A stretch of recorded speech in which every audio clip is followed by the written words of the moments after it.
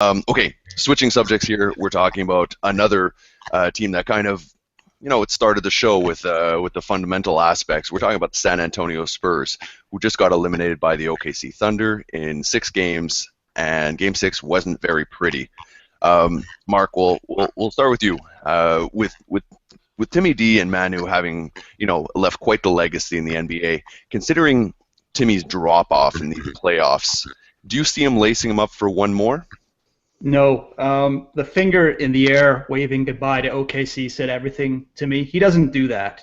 And he's even told he's been mum, even to his closest advisors, his mentor from Wake Forest didn't even know. So, and Pop apparently doesn't know either. Pop asked him before the fourth if he wanted to play. He said, I always want to play, and he played the entire fourth. He had 19 and 8 in that game.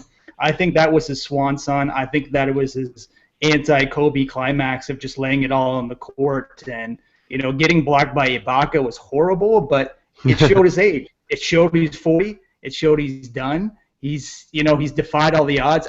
Looking at the history of basketball, to see a guy play 19 years with a team in this era, I don't think we'll ever see that again with one coach. I don't think we'll ever see that again. And it's just another amazing all-world player that's probably never going to play on a basketball court again. Yeah. Okay. Well, Justin, speaking of some of their younger guys, LaMarcus Aldridge was supposed to be as their go-to scorer this year, while leaving Kawhi Leonard as kind of the jack-of-all-trades Swiss Army knife to play lockdown D, shoot threes, and slowly evolve. Do you think that him being brought in and having those big names was detrimental to their offense in terms of, because we saw a whole lot more isolation ball. We saw a lot less passing in the last bit there. Do you think he was ultimately detrimental? Because I know you've been quite critical of him, or do you think he is, a piece they can build with, and it was the other guys that let them down, like a la Tony Parker? I think Aldridge overall is a plus. I thought the Thunder had a good strategy of taking away the three-point line and funneling it kind of towards Aldridge, because Aldridge really his game is mid-range shots. He normally hits them at moderate efficiency. He killed them in a couple of games, but overall, he didn't hit that at the same rate for the rest of the series, and that was a big part of why they lost. I think overall, the Spurs just didn't have enough athleticism to deal with the Thunder.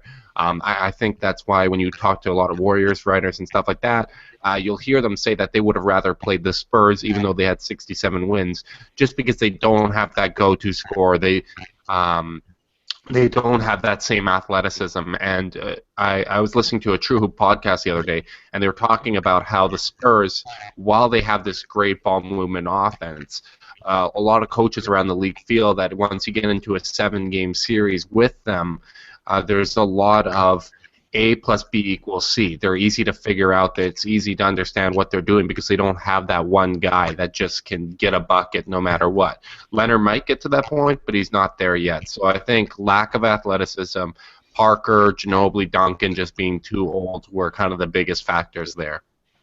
Yeah, no, that definitely makes sense. I mean, we've heard some rumors in the offseason they'll have a little bit of money.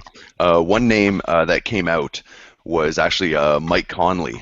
I'll leave this both of you again just to end off here. If they are able to land Mike Conley with the money they have, do you think that entices Tim to come back for one more year? No, but Conley would be a great fit. I don't know if he wants to go there, but he would be great in that system.